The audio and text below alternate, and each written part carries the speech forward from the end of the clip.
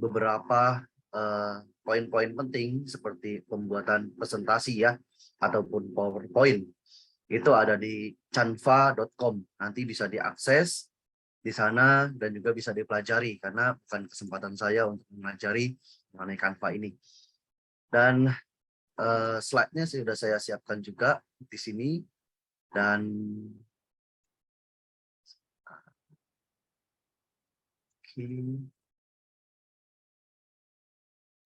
semoga bisa terlihat ya. Oke, ya. Seperti yang ada dalam slide, hello classmate, we are group 2.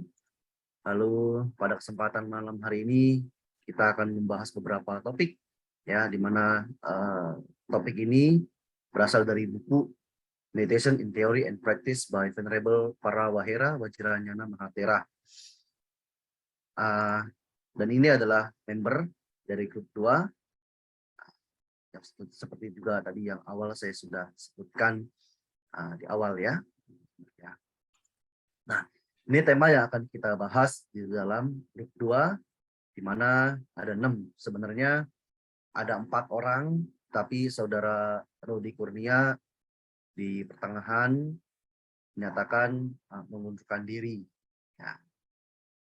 Jadi kita kembali membahas dan membagi tugas mengenai siapa-siapa yang untuk menerjemahkan dan juga mempersiapkan PPT.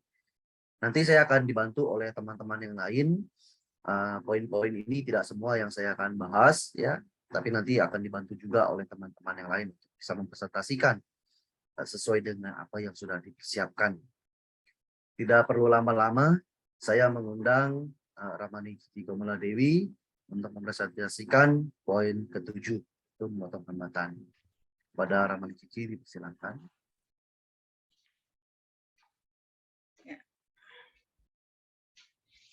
Pada kesempatan malam ini, setelah tadi yang mulia Bente membuka kelas kami, izinkan saya untuk menyampaikan bab 7 memotong hambatan, di mana hambatan itu ada 10 penghalang dalam latihan meditasi menurut Visuddhimagga atau Dasa Poliboda, yaitu yang pertama adalah tempat tinggal. Mengapa tempat tinggal atau awasa dianggap menjadi penghambat daripada meditasi, yaitu karena mungkin di sekitarnya banyak ada keributan atau rumahnya dekat pasar atau dekat jalan. Lalu yang kedua adalah hambatan dari keluarga atau kula. Ini juga menjadi persoalan yang di keluarganya mungkin ada banyak persoalan sehingga dia tidak bisa konsentrasi dalam bermeditasi. Ada juga kunjungan dari keluarga sehingga waktunya tersita untuk melayani keluarga itu sehingga tidak dapat melakukan meditasi. Lalu yang ketiga adalah keuntungan atau laba. Seringkali perumah tangga memikirkan penghasilannya, untung dan ruginya, lalu bisnisnya seperti apa, sehingga waktunya habis untuk memikirkan tentang laba ini. Jadi ketika dia ingin bermeditasi, melakukan meditasi ini terhambat sehingga laba ini pun menjadi hambatan yang ketiga. Selanjutnya hambatan yang keempat yaitu kelompok siswa atau gana, di mana seorang guru kadang akan bermeditasi, tapi karena mempunyai siswa, ada sekelompok siswa datang ke guru itu mungkin untuk bertanya persoalan pelajarannya atau menanyakan suatu permasalahan, sehingga sebagai seorang guru juga tidak bisa melakukan meditasi. Dan ini juga menjadi sebuah hambatan. Yang kelima adalah kegiatan atau kama. Banyak pekerjaan banyak jadwal kegiatan. Ini juga merupakan sebuah hambatan. Seperti saat ini kita berkegiatan, tentunya kita juga tidak bisa melakukan meditasi karena kita sedang melakukan kegiatan. Yang keenam adalah perjalanan atau adana. Di dalam perjalanan saat kita berpergian tidak dapat juga bermeditasi, atau karena kita melakukan perjalanan badan terlalu lelah, sudah capai, kita juga tidak bisa bermeditasi. Atau kita sedang melakukan perjalanan yang tidak ada tempat untuk berhenti di kendaraan, kita juga tidak bisa bermeditasi. Yang ketujuh yaitu kerabat atau nati. Dikatakan kerabat atau nati menjadi hambatan itu mirip dengan hula yang tadi telah saya jabarkan. Yang kedelapan yaitu penyakit atau abada. Ketika kita sakit sulit berkonsentrasi karena badan tidak sehat. Jadi fokusnya bukan ke meditasi melainkan ke sakit tubuh, ke konsentrasi ke penyakitnya. Lalu yang kesembilan, hambatan meditasi adalah belajar atau ganta. Sama seperti tadi berkegiatan, belajar pun seperti meditasi Bante, misalnya kerjaannya mungkin kita memandangnya Bante itu banyak bermeditasi, bisa banyak waktu. Ternyata tidak juga. Bante melayani umatnya, belajar seperti sekarang ini. Bukan hanya kita, para biku pun ketika sedang belajar atau ada umat yang sedang berkonsultasi atau apa, itu juga tidak bisa melaksanakan meditasi. Yang ke-10 adalah kekuatan batin atau idi. Karena euforia, kesibukan dengan pencapaian kemampuan batin, sehingga juga menghambat karena dia malas untuk melanjutkan meditasi karena sibuknya dengan pencapaian kemampuan batinnya. Lalu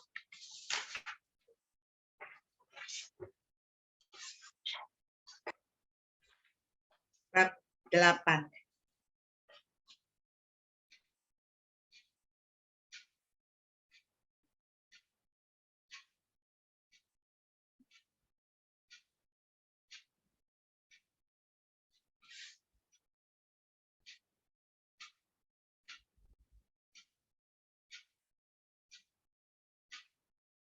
Ya, kepada Cik Mariana dipersilakan.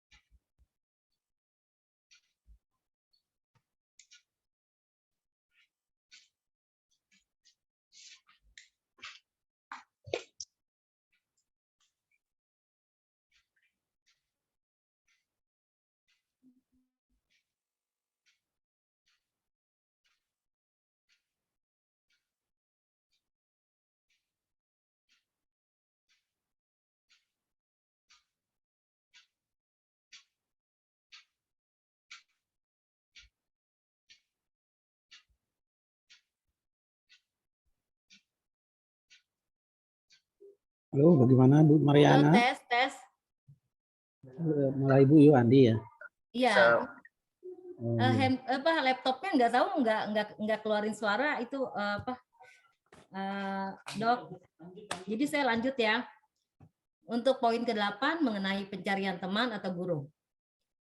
Pencarian teman atau guru, yaitu Buddha tertinggi sendiri adalah seorang teman baik, Kalyanamitta, yang memiliki semua kualitas yang diperlukan. Terlebih lagi, tradisinya adalah bahwa Sang Buddha akan memberi setiap siswa subjek meditasi, kamatahana, yang sesuai dengan wataknya. Dan setelah itu, akan menanyainya tentang hal itu.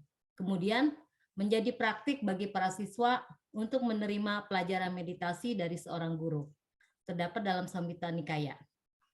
Sang Buddha juga menjelaskan alasannya bahwa ia yang pikirannya belum cukup terlatih untuk mencapai kebebasan membutuhkan 5 hal sejak awal. Yang pertama, seorang teman yang baik, yaitu yang akan mengajarinya tentang cara bermeditasi. Yang kedua, tingkat kemurnian moral yang maju atau sila wisudi. Yang ketiga, diskusi yang benar, cenderung pada nibbana. Yang keempat, pembentukan energi yang dibutuhkan untuk meninggalkan pikiran jahat. Yang kelima, perolehan pengetahuan yang mengarah pada pandangan terang.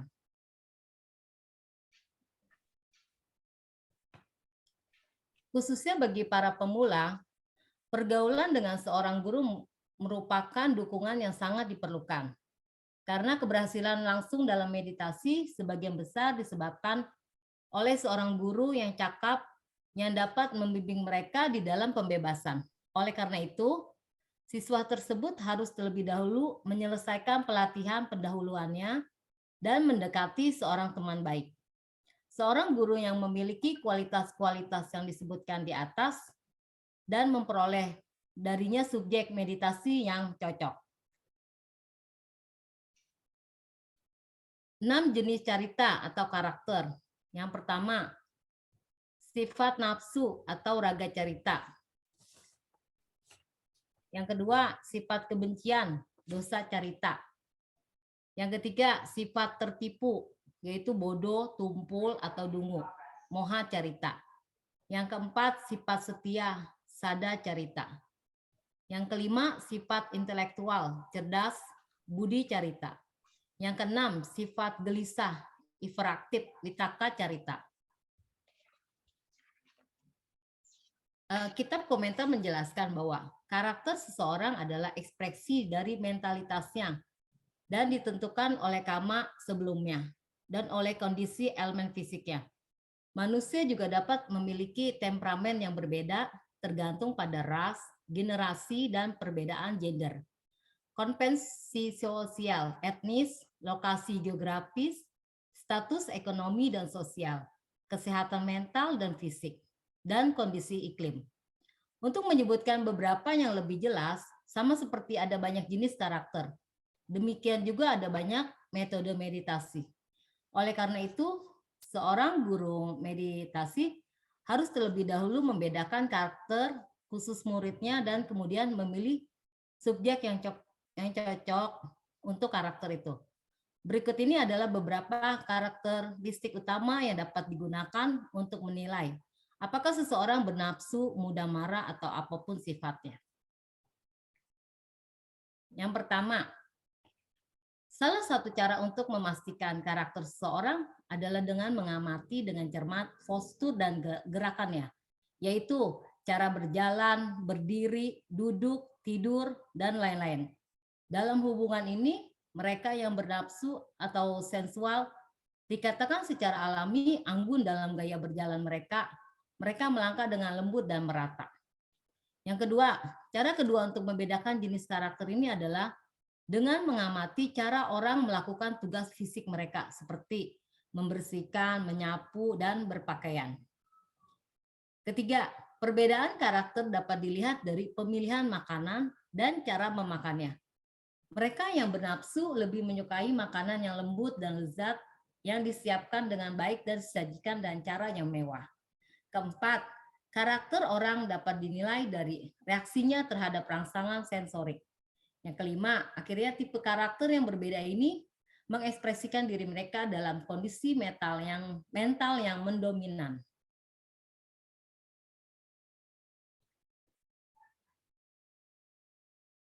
Dilanjutkan dengan Ibu Cici, poin 9. Pilihan kamatana.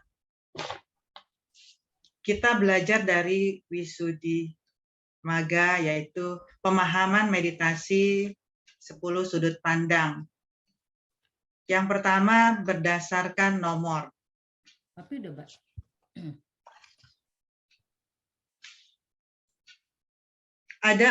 Berdasarkan nomor ada 40 subjek meditasi atau kamatana yang disusun dalam 7 kelompok.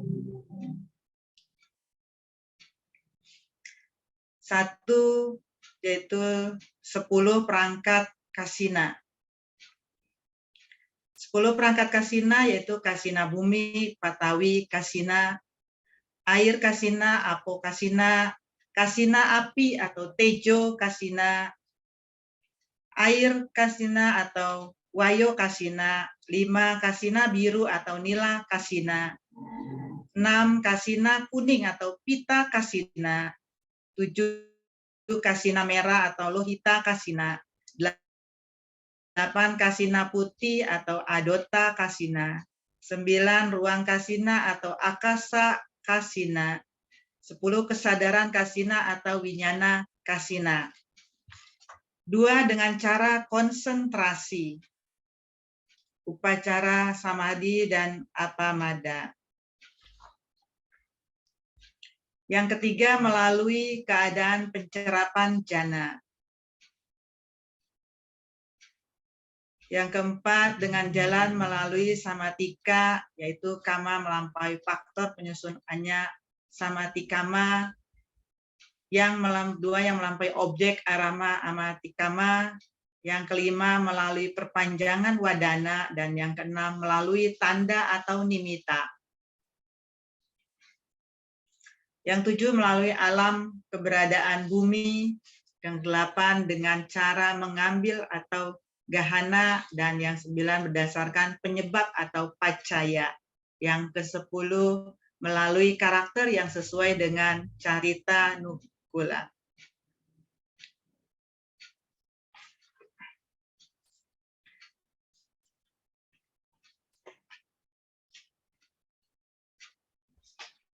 Baik, saya akan melanjutkan poin ke-10 tentang tempat yang cocok untuk meditasi.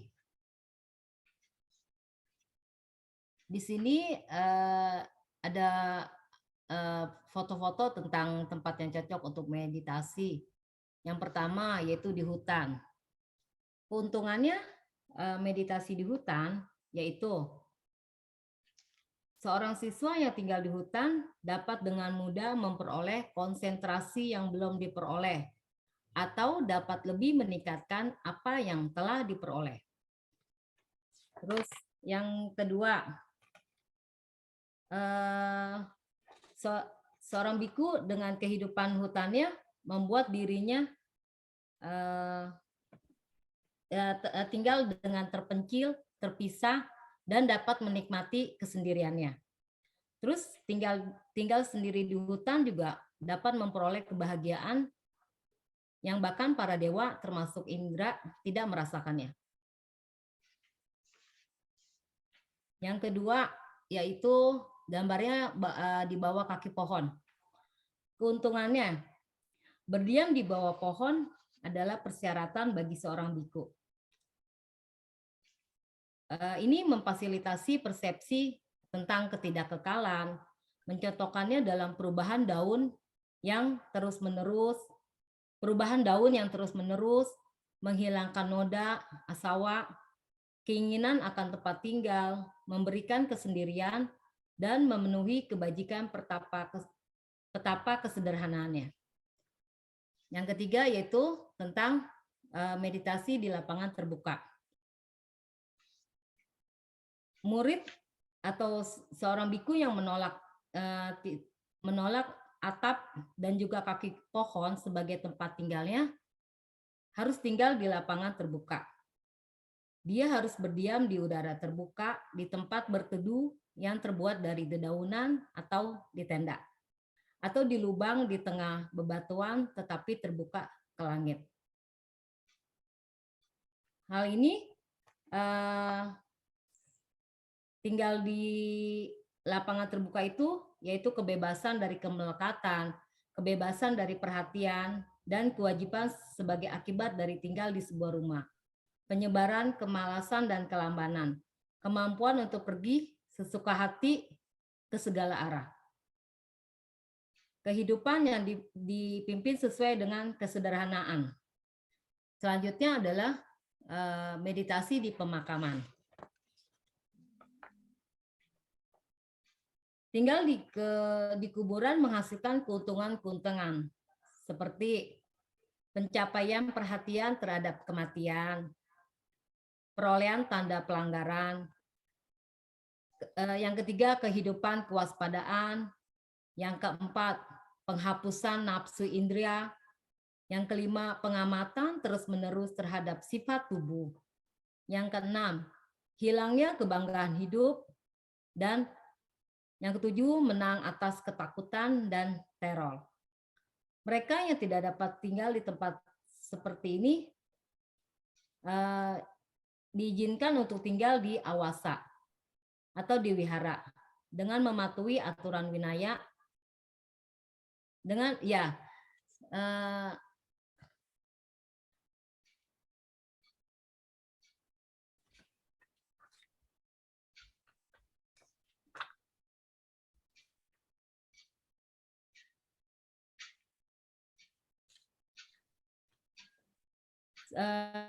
siswa yang telah meninggalkan semua harta benda duniawi dan memeluk kehidupan suci atau brahmacharya setelah meninggalkan keadaan berumah tangga harus mencari tempat yang diberkahi dengan kualitas-kualitas yang dijelaskan di atas. Next, Bante. Ya, baik. Terima kasih. Sekarang saya akan kembali melanjutkan tentang poin 11 tentang Budi Pakya Bawana. Di mana Budi Pakya Bawana ini bersifat berjumlah 37 dan juga cukup beruntung karena Budi Pakya ini sudah dibahas juga di dalam poin yang beberapa minggu lalu sudah kita dengarkan secara bersama-sama. Jadi saya hanya tinggal kembali merangkum saja. Ada 37, yaitu ada beberapa 7 poin di mana dari Bodhi, Pakya, dan Bawana. Mungkin saya pertama kali harus menjelaskan tentang Bodhi. Bodhi itu kita semua tahu tentang pencerahan. Pakya. Pakya itu seseorang yang mencapai kesempurnaan ataupun penerangan itu mempunyai faktor ini semua. Ya, jadi bawana ini terdiri dari kata bu dan ana. Ana itu lebih kepada present participle, ya, ing itu kalau misalnya dalam bahasa Inggris, dan bu itu to be, ya, to become atau to develop sebagainya. Jadi seseorang yang ingin mengembangkan, ya, mereka dalam meditasinya untuk mencapai pencerahan harus mempunyai faktor-faktor ini. Ya, yang pertama adalah 4 landasan perhatian ataupun satipatthana, catarus satipatthana. Ya, kalau misalnya kita tahu dalam bahasa Palinya kaya, wedana, cita, dan dhamma. Kaya itu apa? Tubuh, ya, wedana feeling, perasaan, lalu cita pikiran, dhamma ya dhamma. Itu sudah dibahas di poin sebelumnya. Kalau saya tidak salah ingat di poin kelima yang disampaikan oleh Saudara Hardi. Ya, lalu juga 4 usaha benar. Hardi juga sudah sempat menyampaikan tentang bagaimana di dalam kehidupan kita, terutama dalam pikiran kita itu terdapat 2 sisi yang buruk dan sisi yang baik, ya, di mana itu semua berhubungan dengan 4 usaha. Ya. Dan 4 usaha ini juga bisa dibagi menjadi 2, ya, 1 untuk yang baik, 1 yang tidak baik. Lalu yang 4 landasan kekuatan batin itu juga sudah disampaikan. Lalu 5 kemampuan spiritual atau indria, dimulai dari sada indria, lalu juga sati indria, sada indria, wirya indria, sati indria, dan sebagainya. 5 kekuatan bala ini sama isinya dengan indria, sada bala, wirya bala, sati bala, samadhi bala, sama panya bala, dan sebagainya. Lalu juga faktor yang ke-6, itu 7 faktor pencerahan, sudah dibahas. 7 jalan mulia berunsur 8. Itu yang poin ke-11, tidak panjang-panjang. Saya lalu juga melanjutkan tentang poin ke-12, waktu dan postur untuk meditasi. Nah, mungkin sebagian dari kita beranggapan bahwasannya kalau misalnya yang berhubungan dengan meditasi, ada yang senang dia pagi-pagi, ada yang dia senang malam-malam. Ya, nah mari kita bahas bersama-sama apa sih yang sesuai di dalam referensi, ya, ataupun buku dari Venerable Parawahera Vajrayana Mahatera. Nah, beliau memberikan beberapa poin untuk waktu meditasi, yaitu sebelum fajar ataupun Brahma Muhurta, siang dan setelah matahari terbenam. Nah, alasan kenapa beliau mengambil sebelum fajar, karena seperti yang kita ketahui bersama-sama, bahkan Guru Agung Buddha kita mencapai pencerahan sempurna menjadi seorang sama-sama Buddha itu sebelum fajar. Ya, jadi dikatakan kenapa sebelum fajar juga itu alasannya karena Sang Buddha sendiri ya mengambil sebelum fajar. Lalu yang kedua adalah sebelum fajar biasanya kita kan istirahat dari kegiatan-kegiatan yang melelahkan ya sebagai seorang rumah tangga ataupun sebagai seorang biku. Sehingga dikatakan sebelum fajar ini pagi-pagi kondisi badan kita dan kondisi pikiran kita itu dalam kondisi yang tenang, kondisi yang menyegarkan. Sehingga ketika mereka melakukan yang namanya meditasi pada saat sebelum fajar itu, kemungkinan untuk mendapatkan konsentrasi itu lebih mudah. Dan juga sampaikan bahwasanya sebelum fajar ini adalah waktu ketika belum terbitnya matahari. Jadi belum terlalu banyak begitu kegiatan sehingga kegiatan-kegiatan yang tadinya mengganggu meditasi kita ya itu tidak sedikit mengganggu ya dalam meditasi. Nah, lalu selanjutnya adalah mengenai siang. Nah, ini lebih kepada opini ataupun pendapat ya bagi sebagian guru-guru meditasi mengatakan siang ini berhubungan dengan istilahnya kayak klinik-klinik ataupun energi-energi karena siang dikatakan sebagai tepat bagaimana matahari itu di dalam posisi yang puncak, yang di dalam tengah-tengah. Ya, jadi makanya bilang siang. Dan lalu juga bagi para biku ya, kalau misalnya mengenai siang ini kita disarankan untuk bagaimana setelah menggunakan makan siang dan lebih disarankan ya jika kita semua ingin bermeditasi pada waktu siang diharapkan untuk bermeditasi jalan terlebih dahulu ya dalam posisi jalan. Karena kenapa? Karena kalau misalnya dalam posisi kita langsung habis makan siang duduk jatuhnya ngantuk ya. Jadi tidak disarankan kalau misalnya orang yang bermeditasi waktu siang, apalagi habis makan siang, itu langsung duduk meditasi. Oh, saya bisa langsung duduk meditasi, gitu ya. Nah, itu antara tidur dan meditasi. Lalu selanjutnya adalah setelah matahari terbenam. Nah, matahari terbenam ini mempunyai beberapa makna, ya. Mungkin dari kita ada yang sore, ada pun yang malam, ya. Nah, jadi setelah matahari terbenam ini juga dikatakan mengapa diambil karena banyak sekali orang-orang sudah selesai menyelesaikan aktivitasnya dan kembali ke rumah masing-masing untuk bisa bermeditasi. Tetapi ternyata di dalam prakteknya banyak sekali seseorang akan menemukan hambatan ataupun permasalahan. Kenapa demikian? Karena koneksi antara tubuh dan pikiran itu saling bersama-sama. Contohnya, kalau misalnya badan kita terlalu capek, ya kan, kita paksa untuk bermeditasi, walaupun kita masih segar dan sebagainya, pasti akan jatuhnya apa? Ngantuk. Ya, dan itu sering terjadi dan itu di dalam praktek masing-masing. Nah, lebih lanjut, ya, bahwasannya waktu sebelum fajar, siang, dan setelah matahari terbenam, bagi seseorang yang dia mencondongkan batinnya, mencondongkan pikirannya untuk mencapai pencerahan sempurna, harus berlatih pagi, siang, dan malam. Jadi bukan hanya, oh sebelum fajar saja, oh siang saja, oh setelah matahari terbenam saja. Ya, jadi tidak bisa. Kalau misalnya seseorang yang ingin mencapai pencerahan, dia harus berlatih pagi, siang, dan malam. Tapi kalau misalnya yang sebagai rumah tangga bagaimana? Ya, sebelum rumah tangga ya mungkin nanti bisa memilih. Ya kan? Mungkin sebelum fajar ataupun oh saya punya banyak waktu di siang hari ya, bisa mungkin mengambil di siang hari. Karena jam tidur siang orang kadang-kadang juga beda, jam istirahat siang juga orang berbeda-beda ya. Dan setelah matahari terbenam. Ini mengenai waktu untuk bermeditasi. Lalu selanjutnya adalah postur meditasi yang kita ketahui bersama di mana rujukannya bisa kita ambil di dalam Paranimita Sutta ya ataupun di dalam Uddaka Pata ya. Nah, di sana ada 4 postur meditasi yaitu duduk di sini, jalan cangkang mana, berdiri kita, dan tidur sayana. Nah, di antara ini semua, ya, meditasi mungkin lebih kepada masing-masing individual. Ada orang yang senang dengan duduk, ya, banyak sekali yang mengatakan meditasi duduk adalah yang terbaik.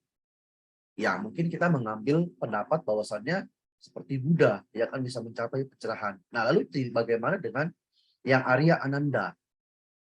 Kita semua mengetahui ya bagaimana beliau mencapai tingkat kesucian arahat setelah beliau berusaha untuk bermeditasi dengan kondisi jalan. Tetapi karena ingin lelah, ya, terlalu lelah, beliau ingin beristirahat.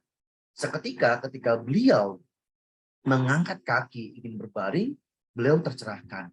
Dan di situ kita bisa mengambil sesuatu yang boleh dibilang seperti Dr. Sulaiman. Mengapa demikian? Ya, Buddha duduk meditasi bisa gampang untuk mencapai pencerahan. Bukan hanya dengan alasan beliau sudah mencapai kesempurnaan, ya kan, mengembangkan namanya parami di kehidupan yang lampau, ya kan. Nah, sama kalau misalnya seseorang yang terlahir pada zaman Buddha itu paraminya juga sudah luar biasa, tetapi kenapa berbeda, ya, dan kenapa akhirnya yang Aryananda tidak cocok dengan duduk, kenapa bisa jalan dan berdiri. Jadi postur meditasi tidak bisa kita katakan bahwasannya hanya duduk yang terbaik. Bagi sebagian orang, bagaimana kalau misalnya yang punya ambeien?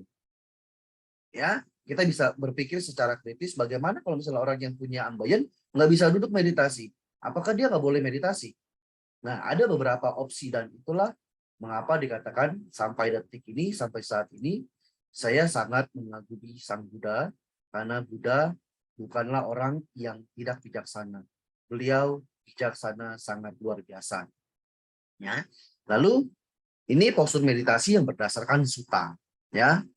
Lalu postur meditasi yang cukup terkenal di kalangan negara-negara Buddhis yang juga kita ketahui, terutama posisi duduk, ya, yaitu lotus seperti yang ada di gambar. Ini ada di dalam buku juga dan di dalam terjemahan juga yang sudah saya kirimkan ke grup, dan juga meditasi setengah lotus yang biasa mungkin sering kali kita lihat dan diajarkan oleh para guru senior dari Thailand.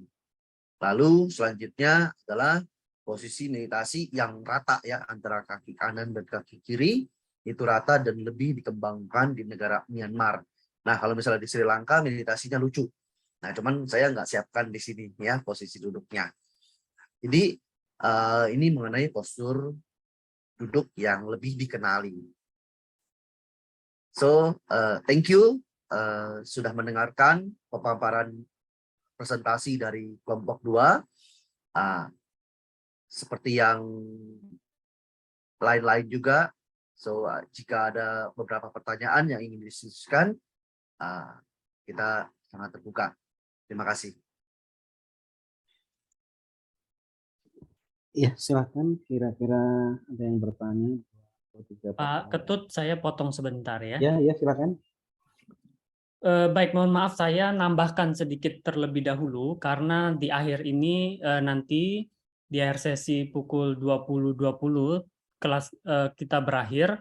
Saya tidak bisa memberikan komentar apa lagi karena setelah ini saya tetap menyimak, tetapi saya akan karena saat ini saya masih di kegiatan Kemendikbud di Puskurjar, ya. Jadi izin saya untuk menyampaikan beberapa hal terlebih dahulu terkait dengan apa yang sudah Ibu Bapak kerjakan, terutama mengapa di tugas individu ini saya minta Ibu dan Bapak untuk memberikan judul dari apa-apa yang sudah Ibu Bapak simak dan Bante simak di pertemuan diskusi 1, kemudian diskusi kelompok 2 hari ini bab 7-12 dan seterusnya, ya. Nah, dari sini nanti kita akan bahas ada beberapa hal yang dari judul sebenarnya kita sudah bisa melihat apa yang Ibu Bapak ketahui dari topik ini yang ingin Ibu Bapak pahami dari topik ini dan metode apa yang sebenarnya cocok Ibu Bapak gunakan dalam menerapkan atau dalam melakukan research ya, penelitian terkait dengan apa yang ingin Ibu Bapak teliti ya. Jadi ketika kita bicara agama kemudian dibawa pada aspek ilmu pengetahuan, jadi ada ilmu dan pengetahuan, berarti kalau itu adalah ilmu, kita bicara sesuatu yang terukur ya. Nah, sesuatu yang terukur itu contoh saya di grup chatting, di chat box itu sudah memberikan salah satu artikel ilmiah ya yang disusun oleh dosen Staben Sriwijaya. Suara saya jelas ya, Ibu Bapak ya? Ya, jelas. Oke, jelas, Pak. Baik, ini ada salah satu tulisan dari dosen Staben Sriwijaya. Kemungkinan ini adalah hasil tesis beliau saat menyelesaikan S2 di UNJ ya. Beliau adalah saat ini sedang menyelesaikan S3 di mungkin hampir kelar juga, menyelesaikan S3 di UNY ya. Nah, ini kemungkinan besar adalah dari tesisnya. Nanti kalau yang tertarik untuk melakukan pengembangan ini lebih lanjut, ini bisa dilakukan. Share screen saya sudah tampak ya? Ya, sudah. Baik. Nah, walaupun carita yang disusun di sini sebenarnya bukanlah sumber primer Ibu Bapak, tetapi diambil dari kitab Wisudimaga. Tetapi Wisudimaga ini ketika dia berbicara tentang carita, kalau dikaitkan dengan psikoterapi, bimbingan konseling dan sebagainya, ini sangat menarik sekali. Ibu Bapak kalau yang bekerja di perusahaan mungkin pernah mendengar cerita, ngikut tes DISC. Pernah tahu DISC? Ada yang dominan D, saya lupa itu DISC singkatan dari apa saja. Yang saya tahu D itu drive. Oh iya, drive ya, driven ya. Sorry, driven. Kalau Bapak Ibu di HR, human resources development di perusahaan biasanya sangat tahu tentang apa itu namanya DISC itu ya. Atau ada lagi tes apa itu namanya kecenderungan orang seperti apa dan sebagainya, itu apa ya? Ada juga yang visual. Gimana, sorry? Tes kepribadian juga ada juga. Ya, tes kepribadian ada namanya tapi saya lupa itu. Ada juga yang tes visual kinestetik auditory, ya itu juga ada segala macam. Nah, itu namanya mengembangkan instrumen. Jadi kalau Ibu Bapak merujuk pada ilmu pengetahuan itu dibagi menjadi 3. Ya, setidaknya Ibu Bapak sudah kenal di S1 sebenarnya. Saya highlight sekali lagi, ada paradigma berpikir positivis yang kita kenal dengan lebih kepada kuantitatif ya, di mana hasilnya itu biasanya mengeneralisasi ya. Kita mengenal variabel di kuantitatif itu, kita nanti mengenal apa yang disebut dengan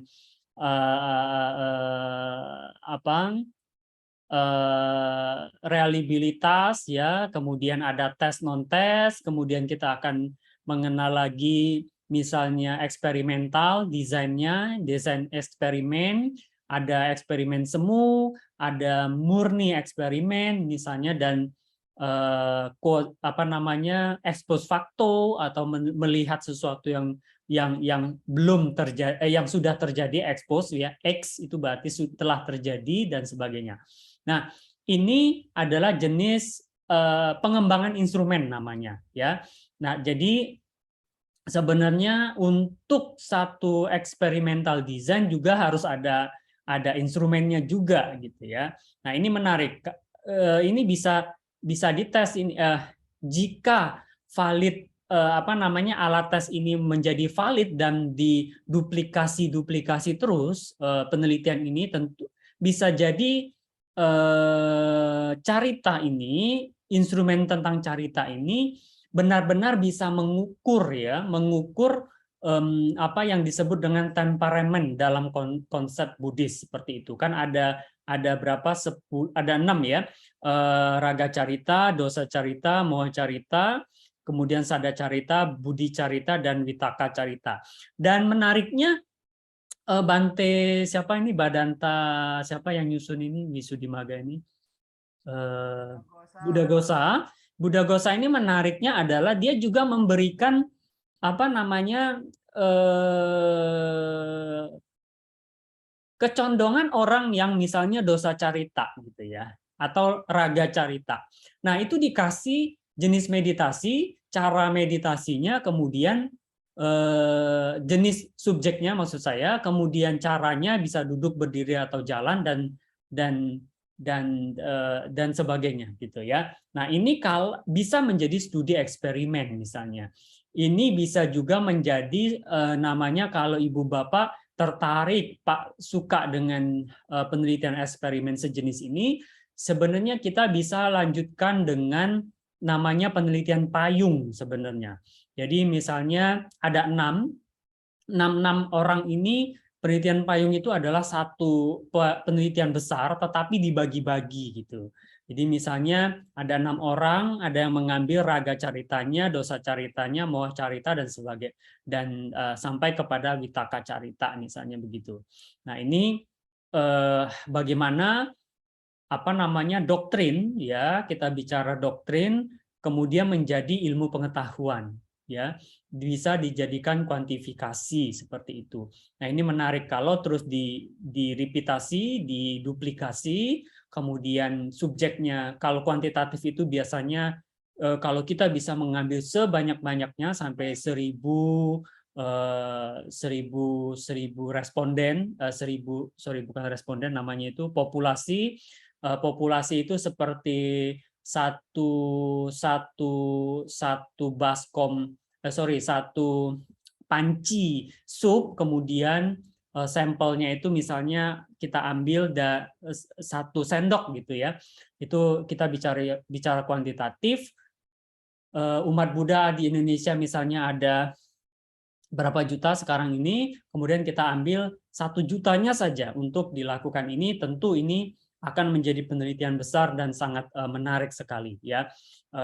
Tentunya kita semua di sini berbasis wihara, banyak masa juga bisa kita sharekan instrumen ini ya. Jadi menurut saya mungkin ini bisa menjadi menyumbang ya ilmu pengetahuan yang sangat luar biasa kalau misalnya tertarik di sini. Ya, ini tentang carita kalau Ibu Bapak di sini ya. Nah, itu. Jadi Ibu Bapak, harapan saya bahwa apa yang Ibu Bapak tulis di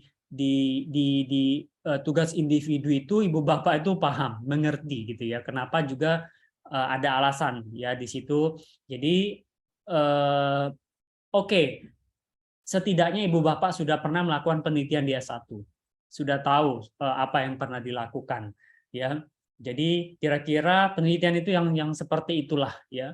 Yang saya bukan orang kuantitatif, penelitian S1 saya itu adalah ya kuantitatif, experimental design saya, kemudian S2 saya itu pengembangan mixed method. Mixed method itu ada kuantitatifnya, ada kualitatifnya.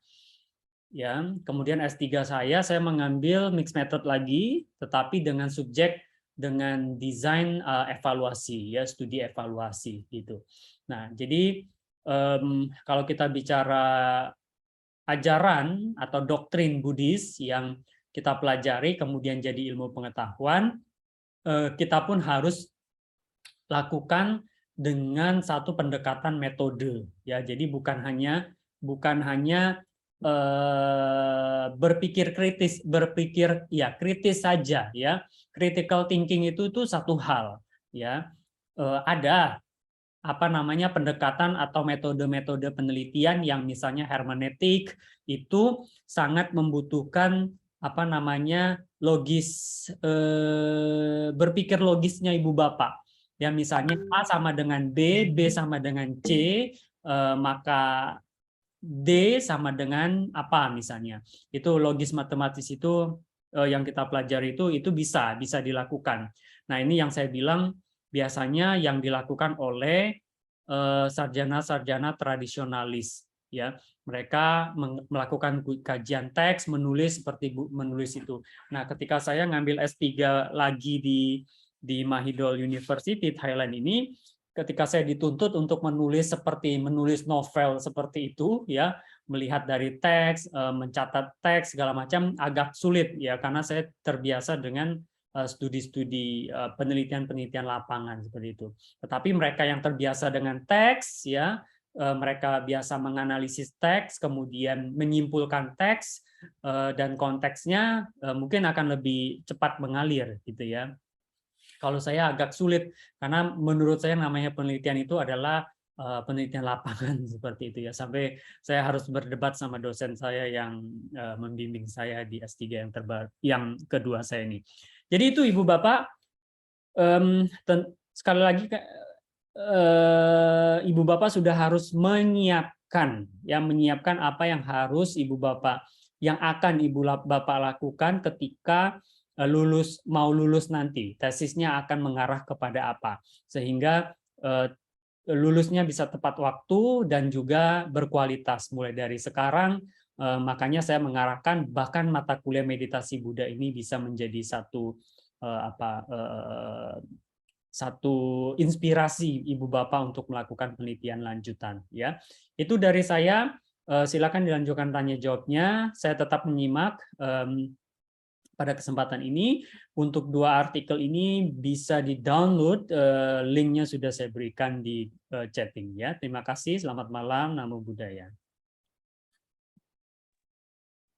Ya, Sukiyoto Namo Buddhaya, Romo Sulaiman yang telah memberikan satu pemahaman tentang metode dalam praktek meditasi. Karena Romo Sulaiman itu menekankan kepada lapangan, ya, praktek. Nah, sekarang silakan ada 2 atau 3 pertanyaan kepada saudara-saudara sekalian, Rama-Ramani, dan juga tentunya nanti ini moderatornya kembali ke Biku Abibu. Silahkan saya kembalikan ke Biku Abibu. Iya. Oke, sekarang sudah ada yang bertanya, Pak Ketut. Mungkin dipersilahkan kepada, sepertinya siapa dulu nih, saya tidak bisa menyimak. Oke, mungkin ya Romo Rusli, ya, dipersilakan.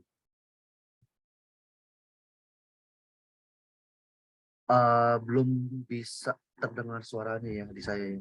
Ya, belum masuk Romo. Belum ada suaranya di saya juga, belum. Masih disable Romo Rusli. Suaranya Romo kurang, ini mungkin kena mute atau gimana? Coba di allow dulu, itu takutnya nggak ke allow itu. Iya, allow coba. Kayaknya udah unmute sih. Belum terdengar. Outputnya belum join itu Romo.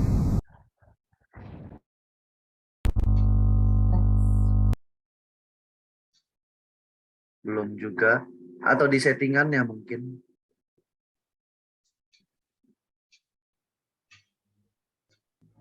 Masih belum.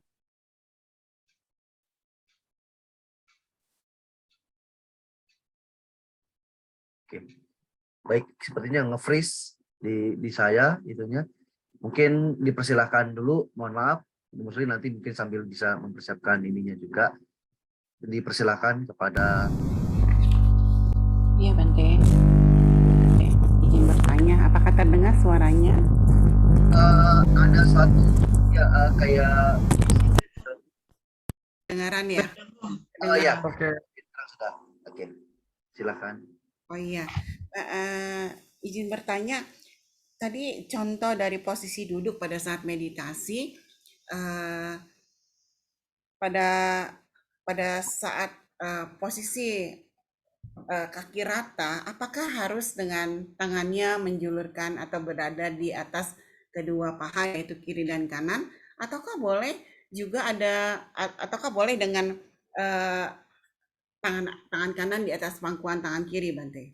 Itu yang pertama. Yang kedua, seperti yang tadi dikatakan, banyak jenis carita yang kalau pernah saya baca juga, saya sendiri masih bingung untuk menentukan carita yang cocok bagi diri saya sendiri. Dan sedangkan saya pernah berpikir gini, saya ngajar sekolah minggu, tetapi ternyata juga ketemunya intens dengan mereka kan juga jarang sekali, Bante. Otomatis akan sangat sulit untuk menentukan idealismenya untuk menerapkan suatu metode meditasi pada anak-anak. Misalnya kita misalnya kelompokkan kelas ini ceritanya ini cocoknya nih, meditasinya sama ini gitu. Itu akan sulit sekali. Dan apakah ada cara-cara yang tertentu, Bante, yang bisa secara global kita temukan, pokoknya ini aja, kebanyakan kan meta chanting atau meditasi dengan meta gitu. Nah, bagaimana sebaiknya? Kalau idealisnya kan kalau kita baca ini ya sesuai dengan carita. Nah, tadi unik sekali yang disarankan oleh Dr. Sulaiman. Kalau misalnya kita mengadakan penelitian terhadap 6 carita ini, mungkin bisa mendapatkan suatu ilmu yang baru yang bisa diterapkan ini, Bante. Untuk sementara ini bagaimanakah solusinya yang tepat, Bante? Terima kasih.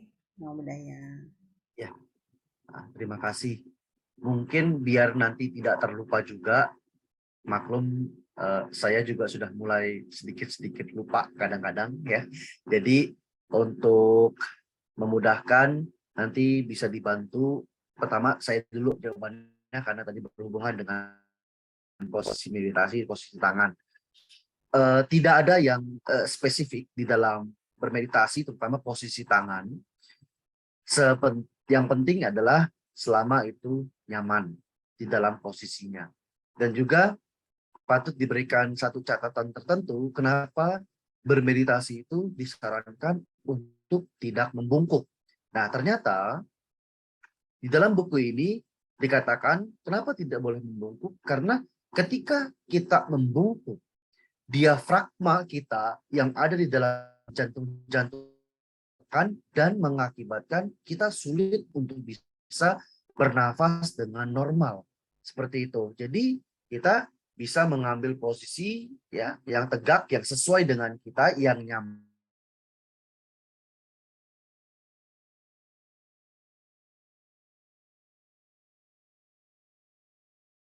Posisi tangan itu nanti ada yang mungkin mereka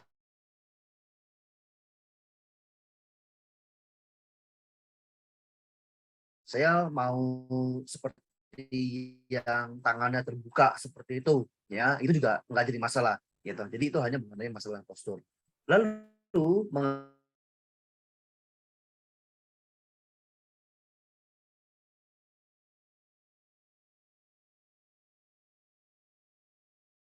nanti kita akan bersama-sama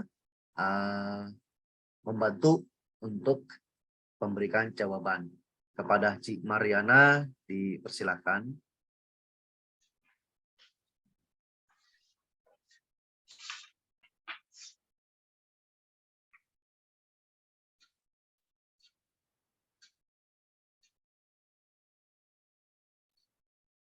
Sepertinya masih harus pindah komputer ya. Ya, maaf pindah ke tempatnya komputer Yohandi. Harus dekat-dekat saya, sini. Berdua aja. Nah, Tunggu Rusli sudah kedengeran. Ya, nanti. Oke.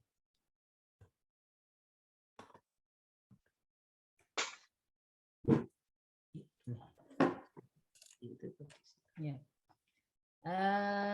Tadi kan dijelaskan mengenai jenis-jenis carita. Jadi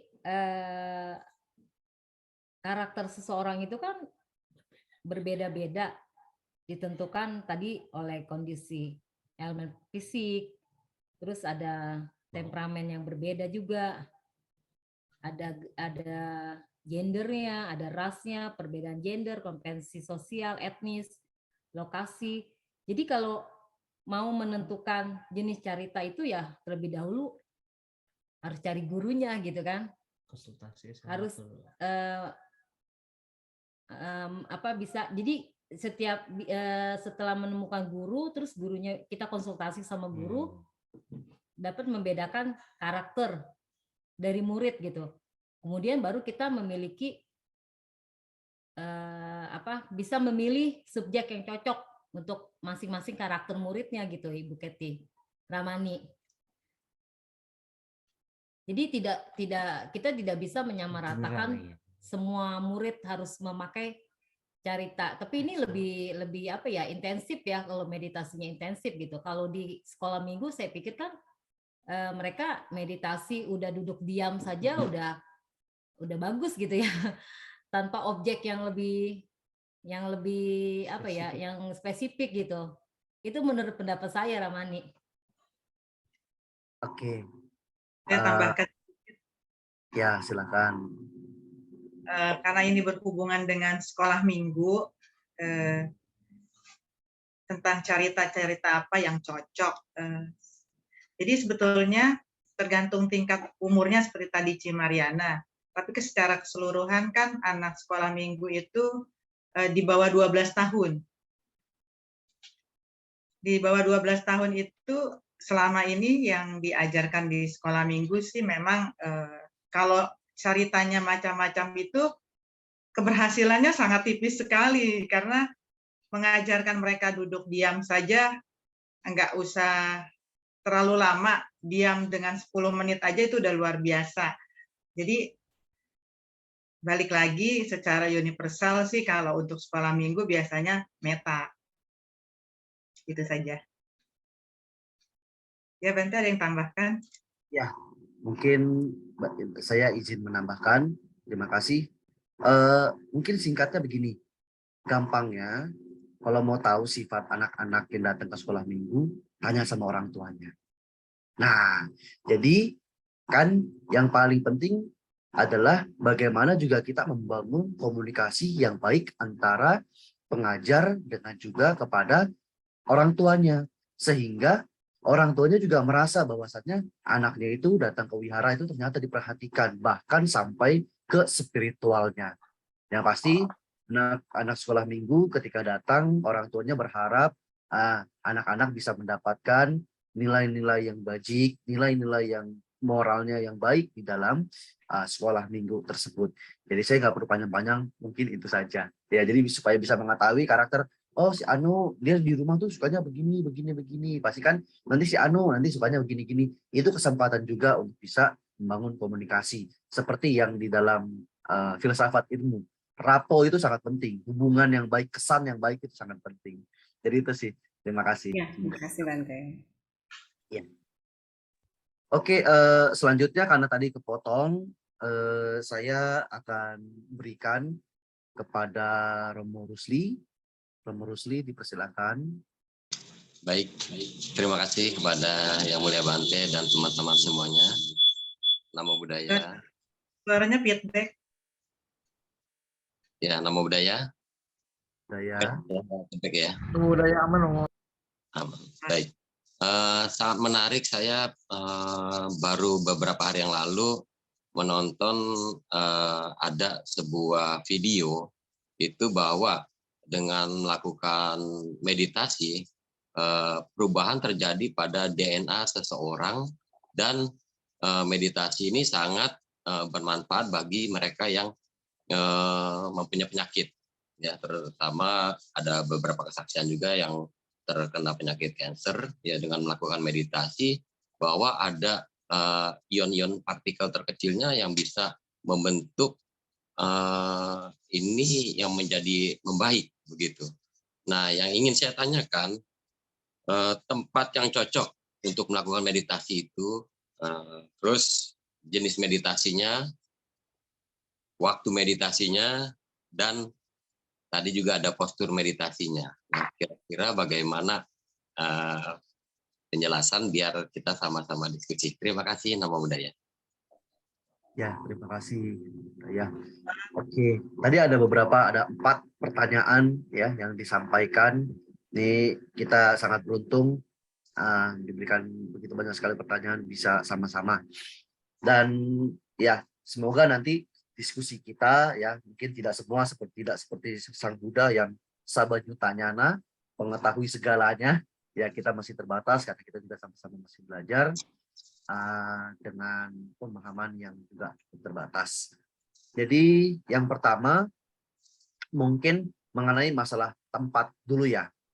Mengenai tempat dulu. Nah, dipersilahkan kepada Cimar untuk bisa memberikan pandangannya ataupun jawabannya.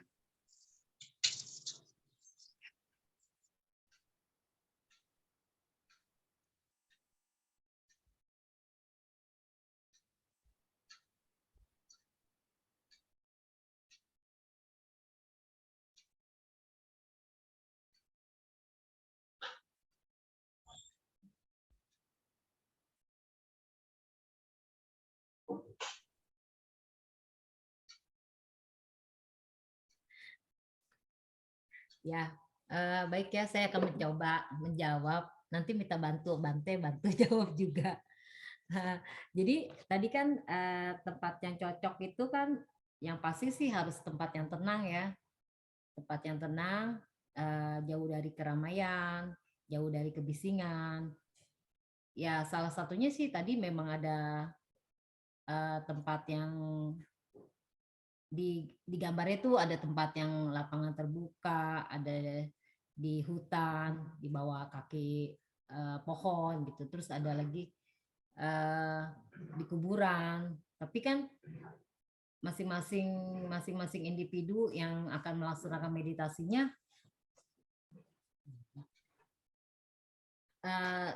pasti harus mencari yang sesuai gitu dengan kebutuhan ya. Kalau yang tadi Romo Rusli tanyakan itu tempat yang cocok untuk meditasi kesehatan ya. Meditasi kesehatan itu kalau menurut saya sih ya tempat yang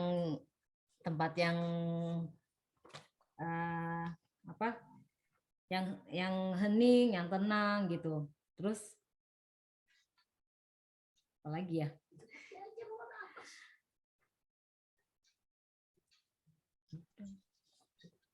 Yang mungkin bisa menimbulkan satu perasaan tenang, nyaman ya bagi si meditasi. Iya betul Bante. Terus yang pasti dia jadi tidak terlalu memikirkan tentang penyakitnya gitu, karena konsentrasinya udah ke objek yang diambil gitu. Jadi kalau kalau objek yang diambil untuk meditasi kesehatan sih terutama sih untuk dengan pernapasan gitu kan bisa juga ya Bante ya. Bisa. Maksudnya anapanasati itu kan kita konsentrasi ke dalam tubuh kita sendiri gitu.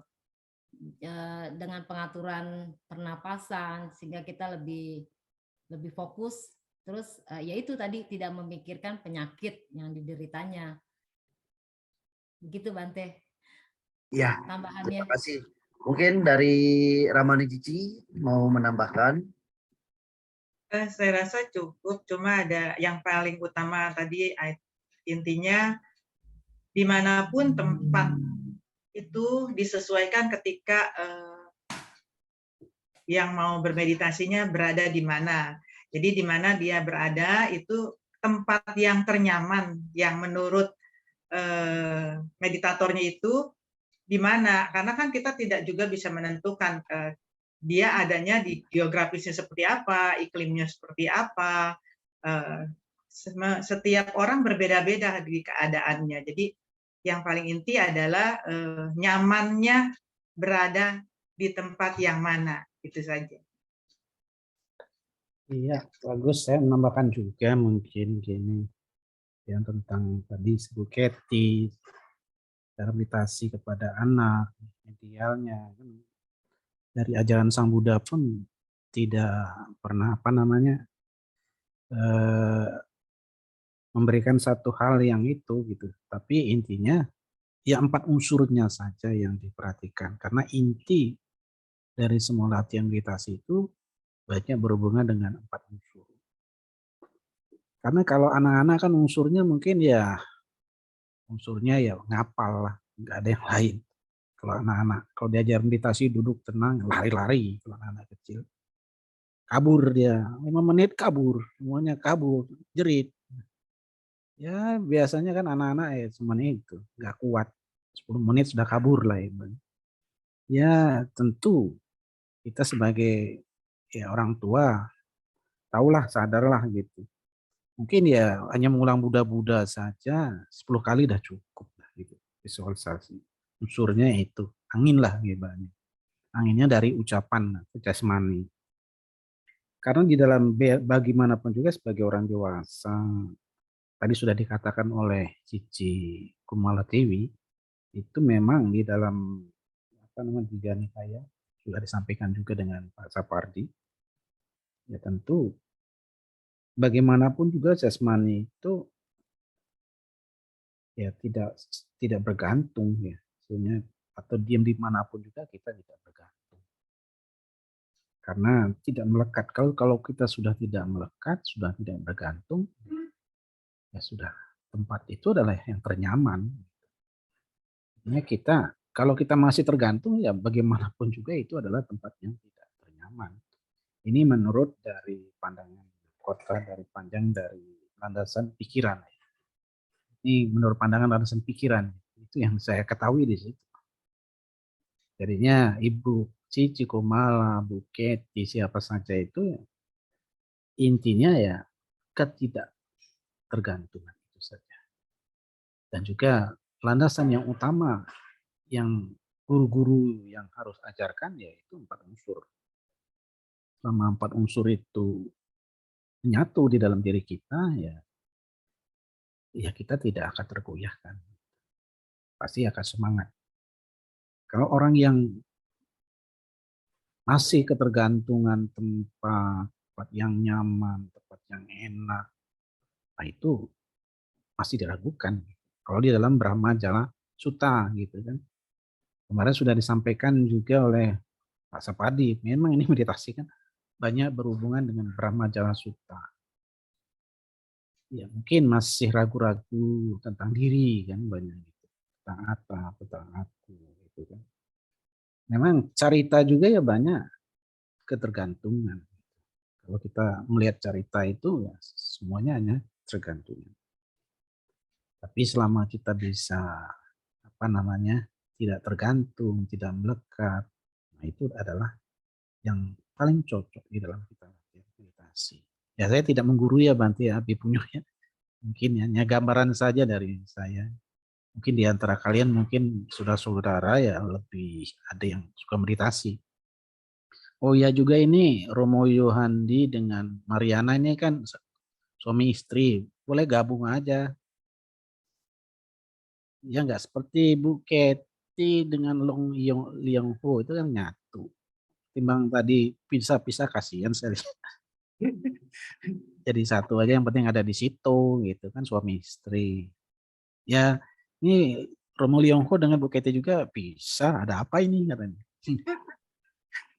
Apa masih Pelayaran meditasi Pak. ya? Suaranya kok kerbet ya? Oh iya. Belajar meditasi Pak. Jauh-jauh. Mau dari jauh meditasi. Ya, kalau nyatu nggak apa-apa. Kalau kita atas lapar, kalau banting enggak. Memang benar-benar. Yang lagi atas sila. Atas sila ya. Atas lapar katanya. Atas lapar. Ya gitu saja dari saya kembalikan kepada Biku Abipunyo. Gitu, silakan. Terima kasih atas jawaban yang diberikan oleh Pak Ketut. Dan sisanya saya ya mengenai waktu dan postur nih.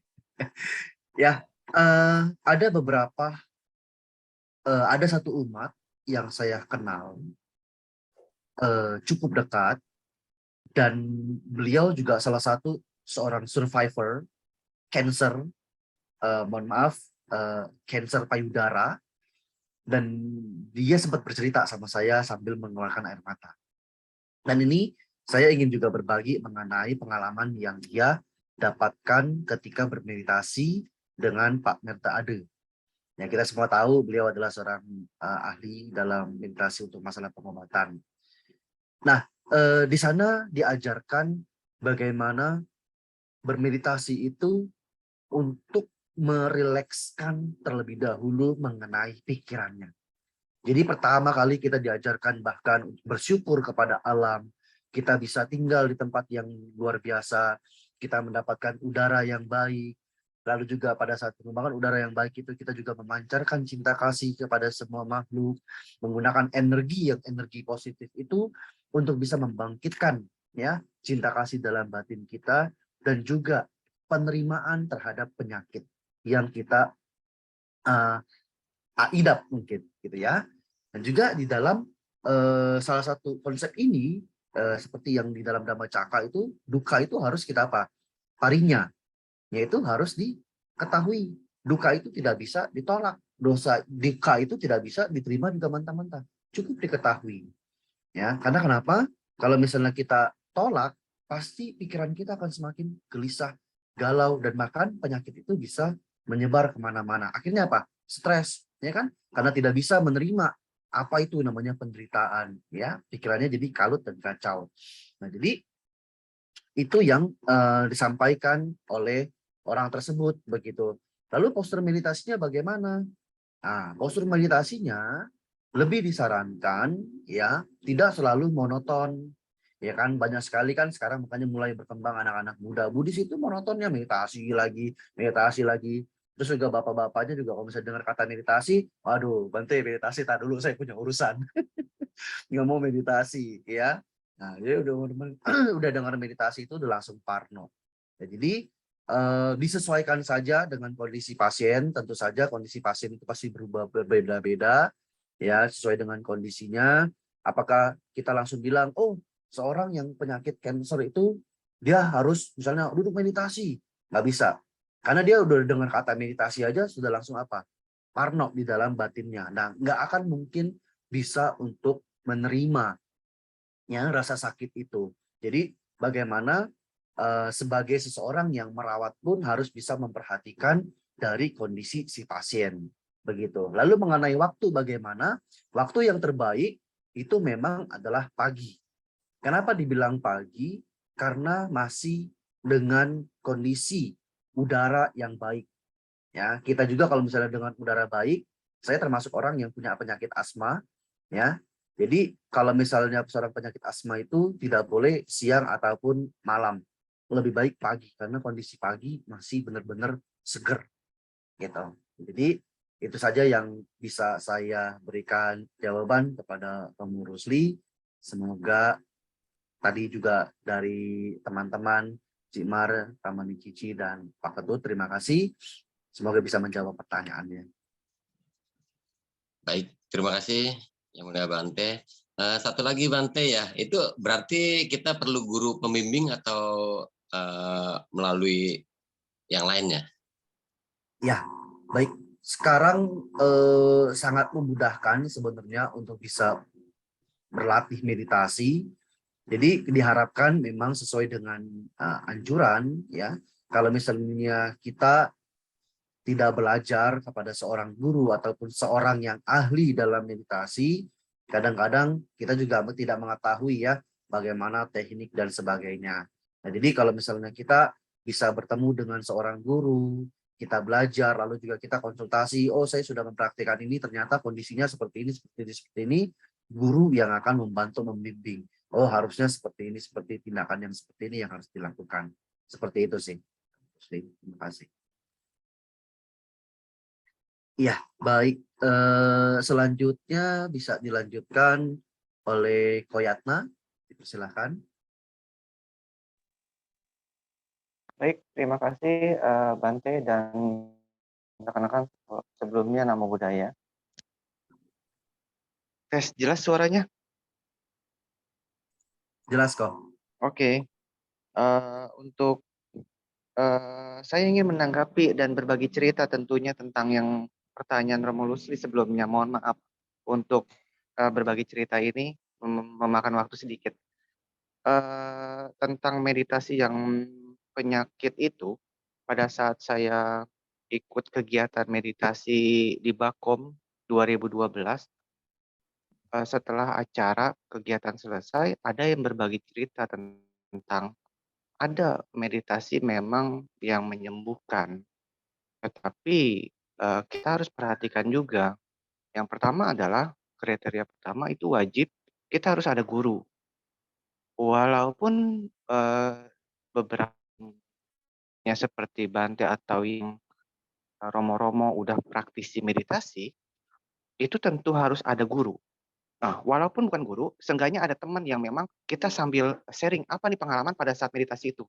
Jadi berbagi cerita dengan teman pada saat meditasi itu. Itu yang pertama. Yang kedua, memang waktu yang tepat itu pada saat saya ingatnya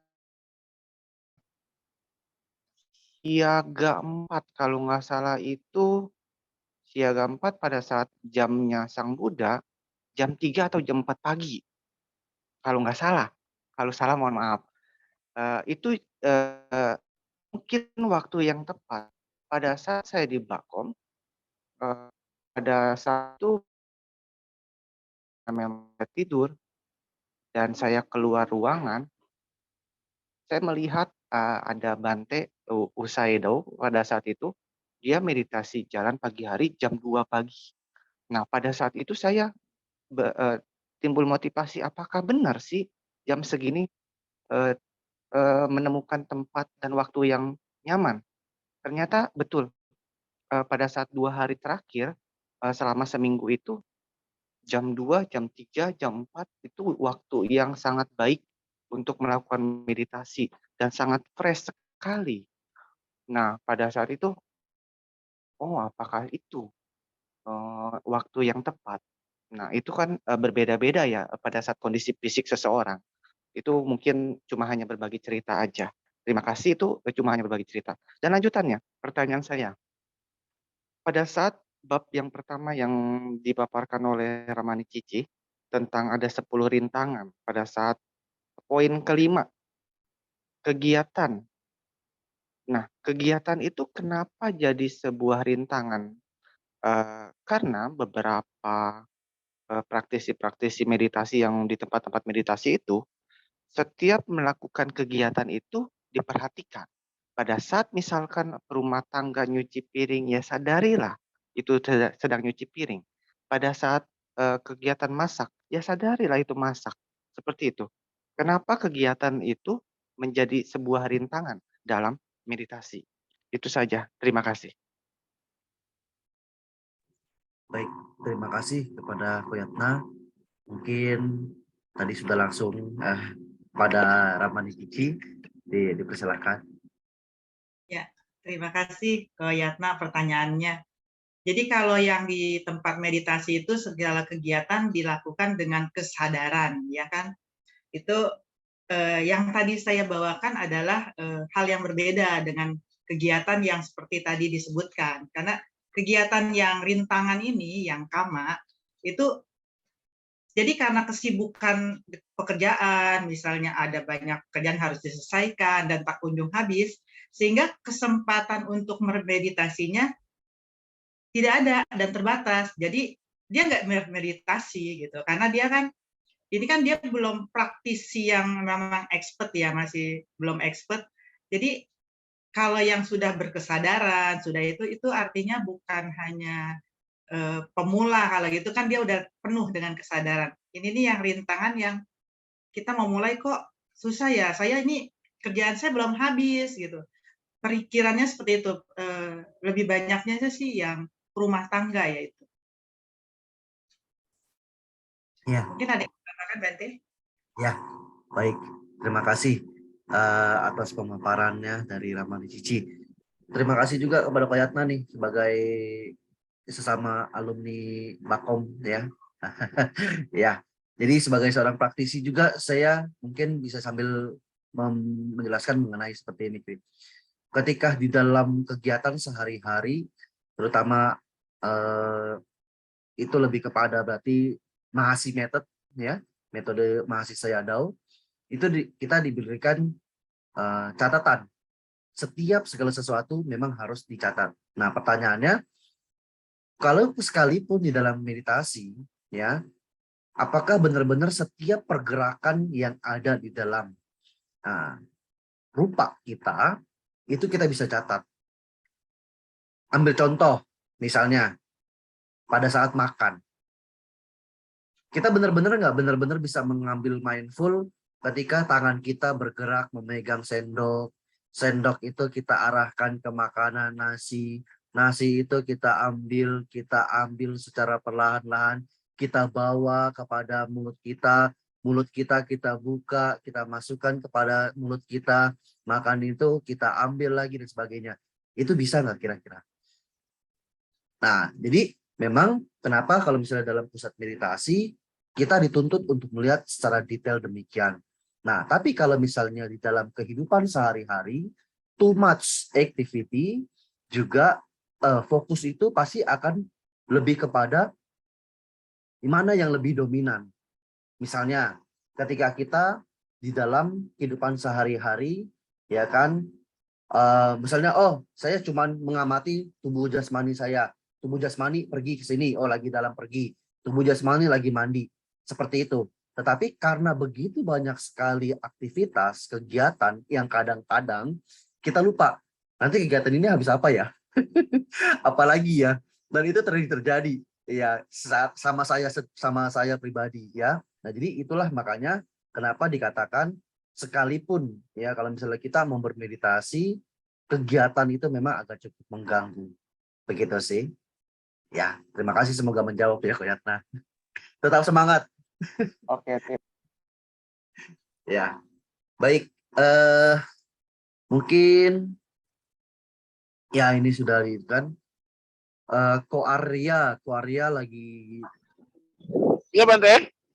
Ya, Ko Arya bagaimana? Dipersilakan. Oke, iya tadi ya saya via chat. Mohon maaf ini saya lagi masih di jalan.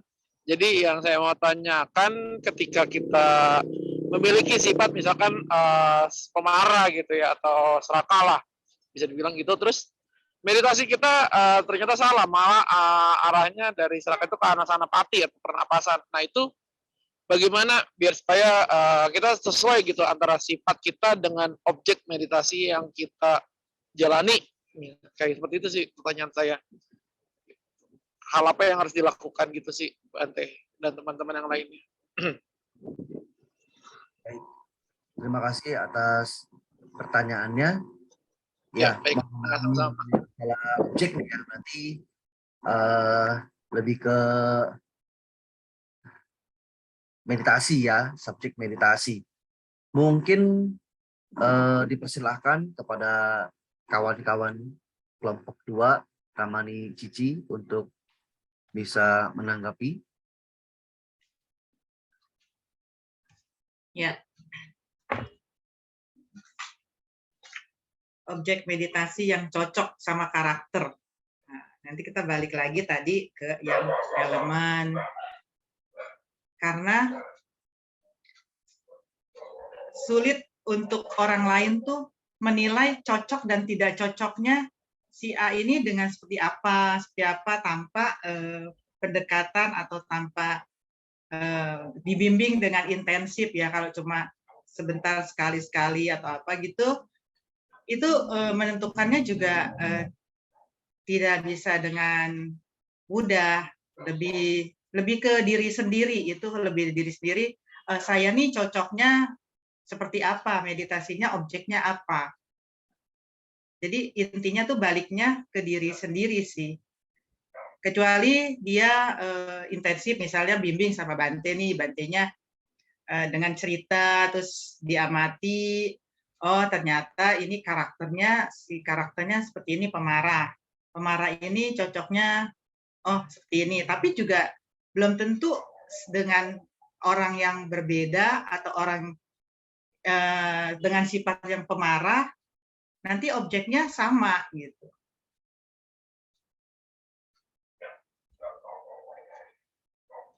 Iya, oke. Berarti ini ya, berarti bisa beda ya kemungkinan objek yang diambilnya dalam meditasi walaupun sifatnya sama gitu ya. Iya, karena tingkat ininya kan beda juga ya, antara si A dengan si B. Apa ya maksudnya, dia punya sifat marahnya tuh juga berbeda-beda gitu. Mungkin Bante bisa tambahkan. Ya, baik. Terima kasih. Sebelum saya menambahkan, mungkin ada pandangan dari Cik Mar. Silakan.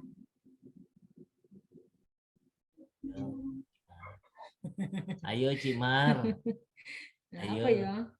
Karena satu frame, jadinya bingung tadi siapa yang angkat tangan nih.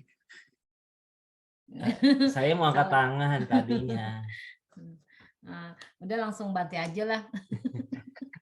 Gitu ya. Ya, baik. Terima kasih. Ya, mungkin kalau dari saya, ini secara pendapat pribadi, ya, untuk bisa mengetahui apakah benar-benar satu subjek meditasi itu cocok dengan kita atau tidak, tergantung dari niat awalnya dulu bermeditasi. Itu cukup penting. Karena kalau misalnya kita mau bermeditasi dengan niat yang ibaratnya, udah meditasi aja, udah meditasi saja. Jadi yang ada pun, yang didapatkan pun, itu hanya segitu saja, sesuai dengan apa yang dia niat awalnya. Tetapi kalau misalnya seseorang bermeditasi, mempunyai niat awal, saya mau bermeditasi untuk apa? Misalnya, supaya tenang, ya, di dalam kehidupan sehari-hari. Orang yang pemudah marah, tadinya, saya mau meditasi supaya untuk mengurangi mengurangi emosi saya, mengurangi marah saya, maka dia pasti mengembangkan subjek yang sebenarnya juga bukan sifatnya dia. Begitu. Ya, yang bukan sifatnya dia, tetapi karena dia ingin mengurangi efek dari yang cukup mengganggu tersebut, emosi yang berlebihan dan sebagainya, maka dia mengembangkan yang namanya cinta kasih. Gitu.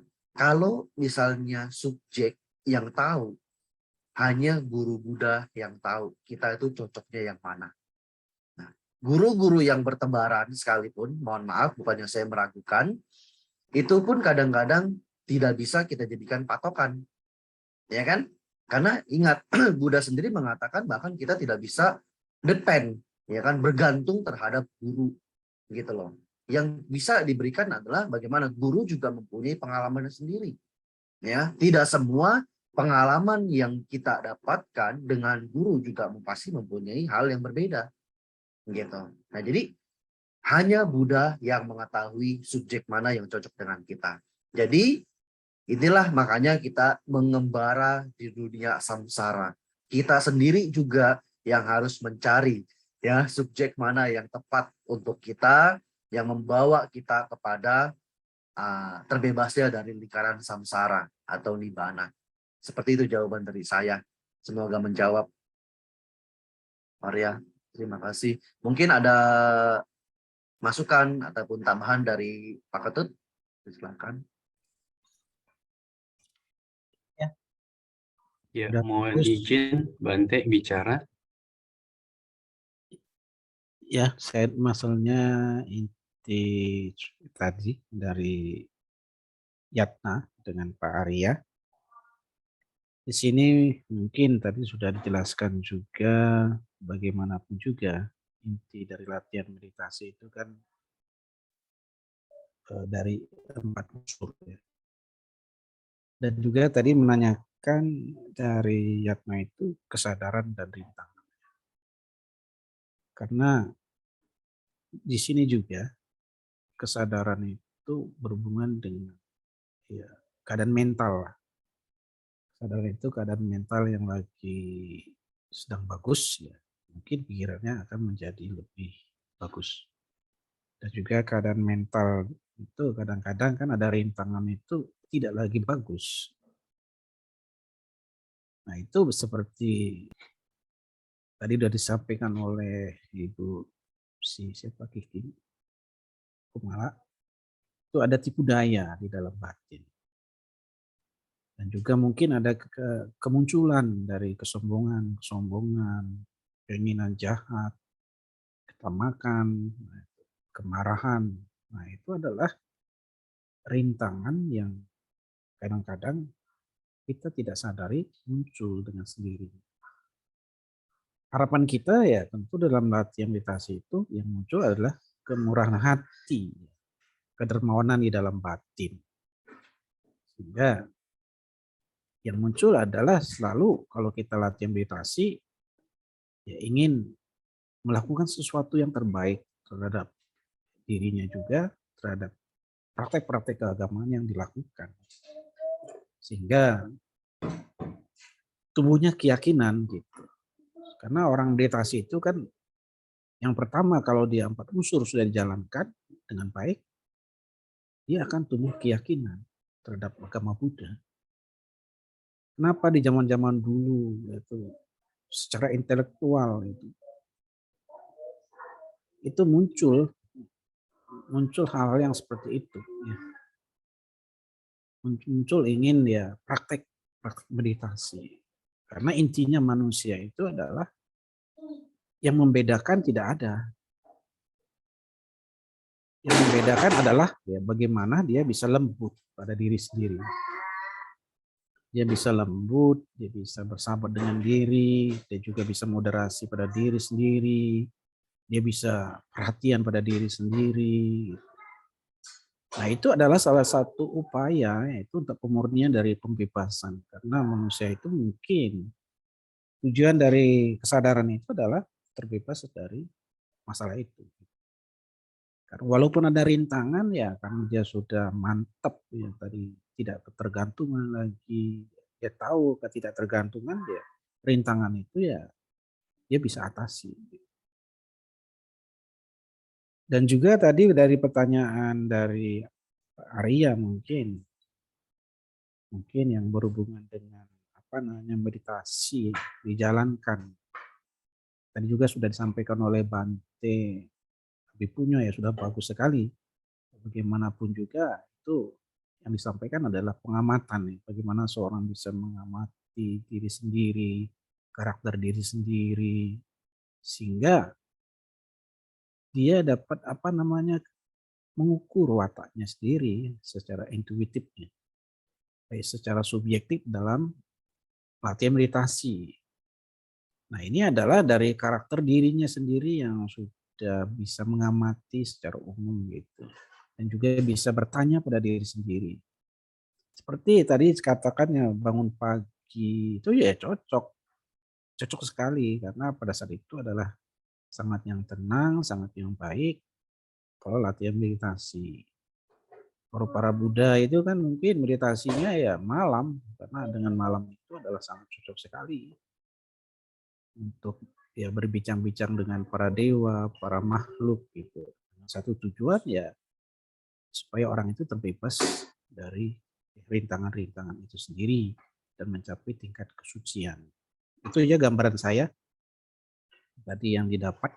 Ya semoga ya Ibu Pak Yatna, Pak Arya ya latihlah yang sesuai dengan kemampuan yang didapat gitu. Karena dengan melatih sesuai dengan kemampuan yang didapat ya kita amati, kita sadari, kita catat ini kata-kata di Bante ya, segala sesuatu yang terjadi kita catat. Pada saat makan, tidur kita catat. Ya suatu saat dia akan membangunkan diri kita. Nanti mungkin Ibu bangun jam 1, kok bisa bangun jam 1 ya karena pernah ada mencatat. Dengan cara ini mungkin ada sesuatu kesadaran yang muncul karena jasmani ini cerdas. Jasmani ini cerdas untuk bisa membangunkan diri kita. Oh, kamu ini harus meditasi. Jam ini harus meditasi kamu. Dengan cara ini pasti kamu akan yakin gitu. Nah, itu harapannya dari jasmani karena jasmani itu memberitahu apalagi Bante Bipunyo itu pasti jam 2, jam 3 itu bangun karena sudah kesadaran dan apa yang didapat itu sudah mulai menyatu antara batin yang dirasakan gitu. Bante itu pasti dia akan suka sekali itu bangun. Tanpa sadar dia akan bangun jam 2, jam 3. Karena sudah cerdas itu mengetahui itu. Ya itu ya sudah menjadi karakter. Sudah jadi karakter orang yang suka latihan meditasi. Tapi yang dikatakan tadi juga mungkin keraguan-keraguannya itu yang dalam Brahmajala Sutta kembali lagi ke Brahmajala Sutta. Dan juga kembali lagi ke Dhammacakka yang dikatakan oleh yang dikatakan Pak Sapardi, karena semua banyak berhubungan dengan Dhammacakka. Karena Dhammacakka ini yang memang pengaruhnya sangat besar sekali dengan latihan meditasi. Ya, misalnya di dalam ini juga ada buku Dhammacakka ya dari siapa namanya?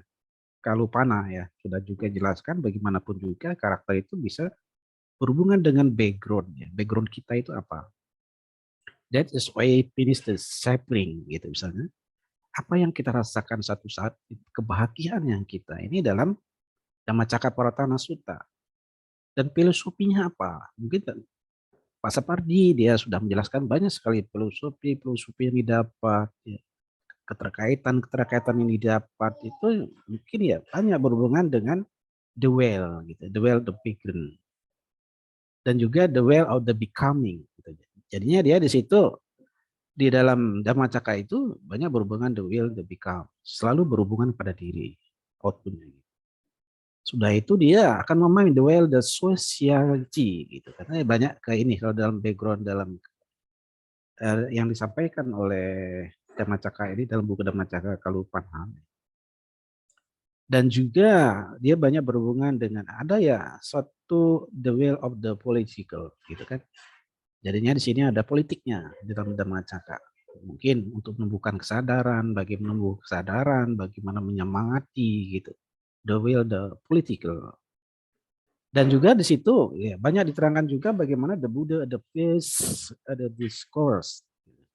Ya bagaimanapun juga ya situ banyak apa yang disampaikan itu ya banyak berhubungan dengan diri kita juga.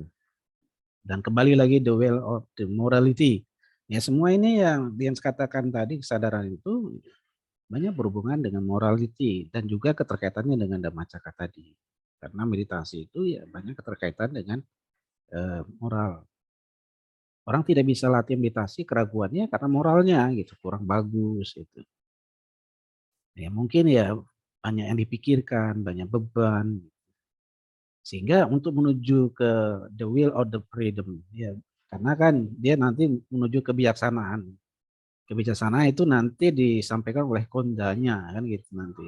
The will of the freedom-nya banyak berhubungan dengan kondanya. Karena kondanya sendiri yang mencapai tingkat penerangan sempurna. Ini yang disampaikan karena ini banyak berhubungan dengan semua itu tadi. Di dalam meditasi itu ya banyak berhubungan dengan Dhammacakka. Ya gitu saja yang saya sampaikan. Saya tidak banyak apa yang saya sampaikan. Ya semoga apa yang disampaikan tadi bisa membangkitkan semangat ya para mahasiswa ya. Karena tujuan dari mahasiswa kan tujuannya semakin banyak belajar ya semakin bodoh gitu. Benar nggak? Semakin banyak belajar, semakin banyak bodoh. Kenapa? Banyak lupanya, betul. Jadi Ya? semakin Iya. banyak Semakin lupanya. banyak kok makin bodoh gitu. Ternyata banyak yang nggak tahu, Pak. Nggak tahu. Sama saya juga semakin bodoh. Ya. Saya juga belajar Ternyata dengan banyak ya yang nggak Liang tahu. Ho gitu kan, memang dari situ juga. Gitu. Kalau saya banyak dengan Liang Ho ini banyak berhubungan dengan background. The background Liang Ho ya ada umur sekian itu karakteristiknya ceritanya itu banyak ke backgroundnya apa. Yang tahu cocok ceritanya. apa buat saya, Pak? Ya tahu diri sendiri. Meditasinya. Meditasi Ya, apa tahu. meditabo nih, Pak? Meditabo, meditasi, ntar bobo.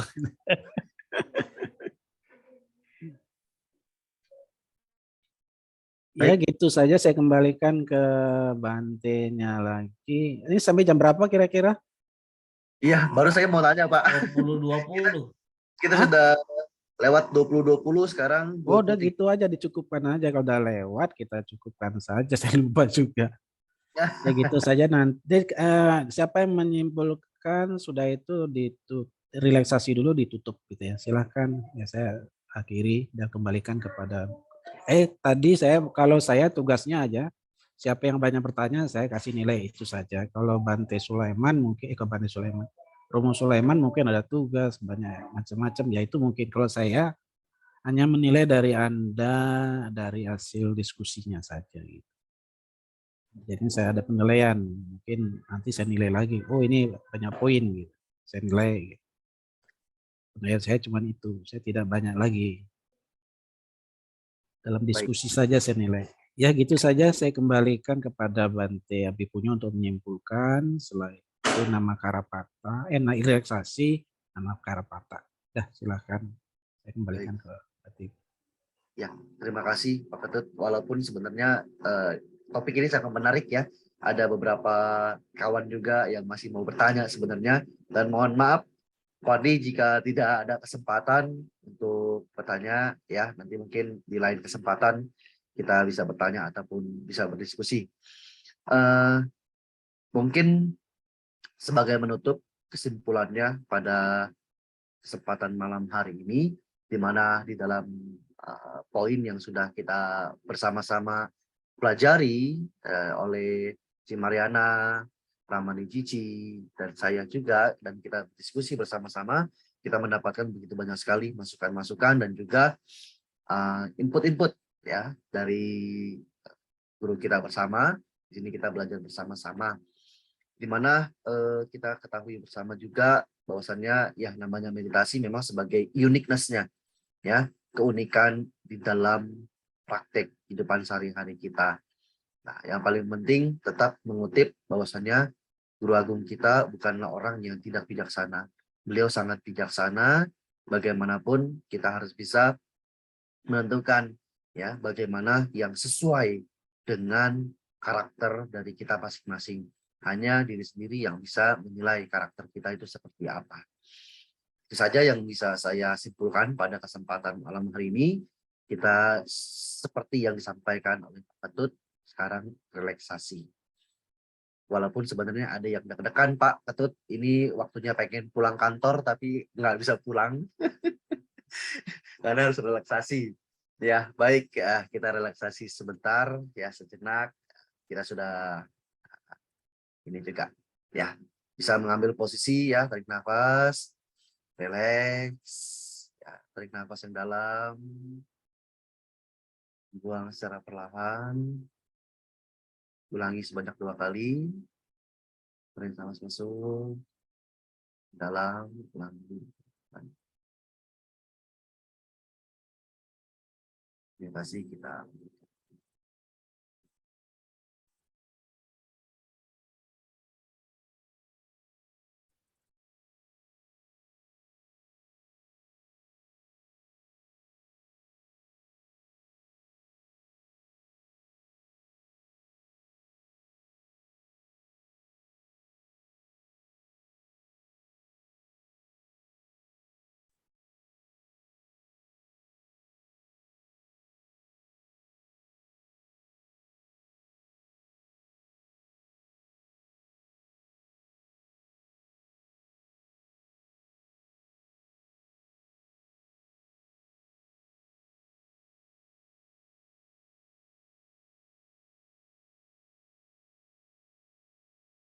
Sabi sata semoga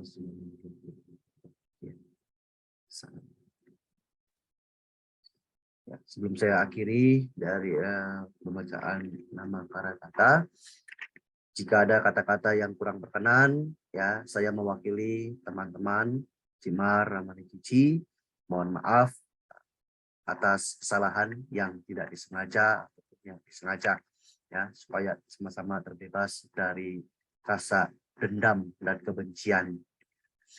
Oke, terima kasih kepada Pak Ketut dan juga Pak Sulaiman, teman-teman rekan semua sekalian, sangat luar biasa pada kesempatan malam hari ini. Mari kita tutup bersama-sama dengan kembali membacakan nama para Arahang Sama Sambuddho Bhagava Buddhang Bhagavantang Abiwademi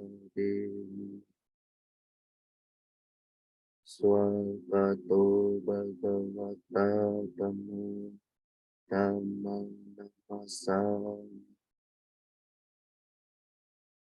Supatipanno bhagavato sawaka sangho sangham namo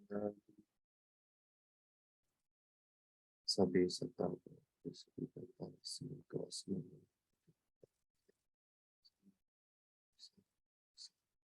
Selamat malam, Namo Buddhaya. Selamat malam, Namo Buddhaya. Absennya silakan di absen ya. Saya nggak ngabsen lagi karena sudah ada di presensi tadi. Kita foto. Mungkin sedangkan orang-orang di Komando ada 5. Kok nggak perhatikan? Oh. Arya bisa foto, Pak Arya. Arya bisa bantu. Bantu aja deh. Oke, nggak ada yang bisa, mungkin saya bisa bantu. Aku pengen ketawa aja. Oke, saya bisa bantu. Sekarang ketawa. Smile ya. 1, 2, 3. Baik, terima kasih semuanya. Malam dan budaya. Selamat malam semuanya, Namo Buddhaya. Izin pamit ya, Bante, Pak Dokter, dan semuanya. Selamat malam teman-teman. Terima kasih. Selamat malam. Bante, selamat malam. Yang masih berada di perjalanan, hati-hati. Ya, hati-hati bro. Yo, terima kasih. Sekarang